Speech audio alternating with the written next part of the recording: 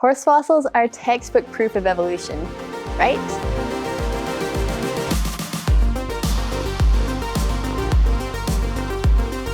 Welcome to Critical Thinking Scan, where we look at how you can think about any faith-challenging message and arrive at a biblical, logical conclusion yourself. I'm Patricia Engler, and today let's apply some critical thinking checks to that iconic horse evolution diagram which shows horses evolving from a corgi-sized mammal called Hyracotherium. Even my critical thinking textbook referenced the story in a 5-page long attack on creation, quoting an article which said, "The evolution of the horse is known in exquisite detail from Hyracotherium or Eohippus to the modern horse. Scientific creationists have been forced to claim that this series is but a loud variation within the created kind. If so, then rhinoceroses, tapirs, and horses are all the same kind, as they can be traced to ancestors nearly identical to Hyracotherium. All these fossils lie in the correct order by both stratigraphic and radioisotope dating." Well, is all that true? Let's think about it. Critical thinking check number 1 is check scripture.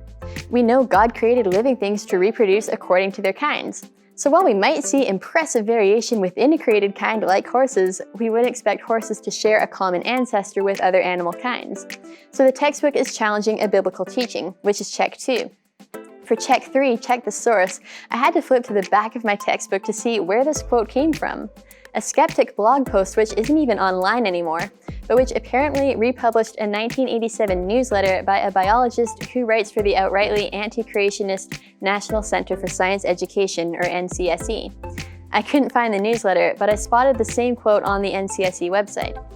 Of course, the fact that my textbook may have been citing an old newsletter doesn't make the information false, just potentially less reliable than a recent study by an expert in horse paleontology.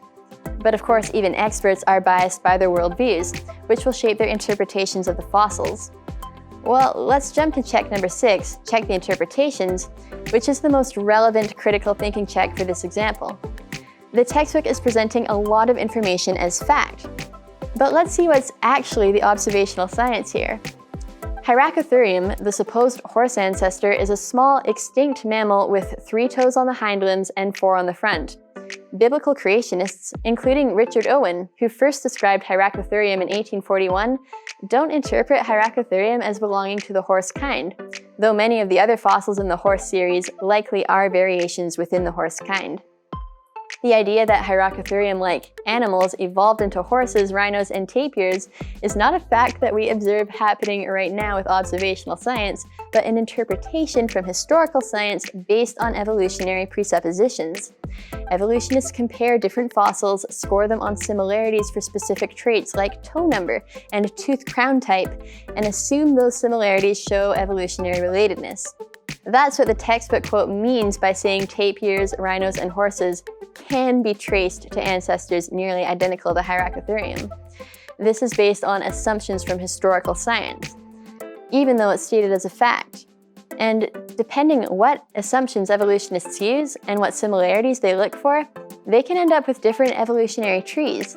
For example, textbooks often show horses evolving larger bodies over time, but nowadays researchers don't believe body size increased linearly.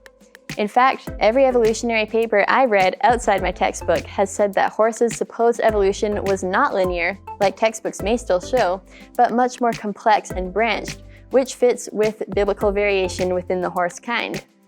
So, while the textbook said the evolution of horses is known in exquisite detail from Hyracotherium, this isn't exactly the case.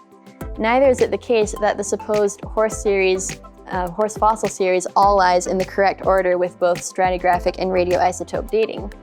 As a research paper from 2012 states, to summarize our current state of knowledge, instead of a linear sequence in which ancestral species evolve directly into their descendants, the evolutionary tree of horses is bushy, with many species overlapping in time, multiple originations, and frequent extinctions.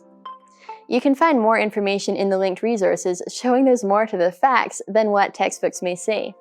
Meanwhile, for more on how to think critically about any faith-challenging message, you can access my other CT Scan videos packed with tactics, tips, and tools that helped me as a Christian student at Secular University. Thank you for watching.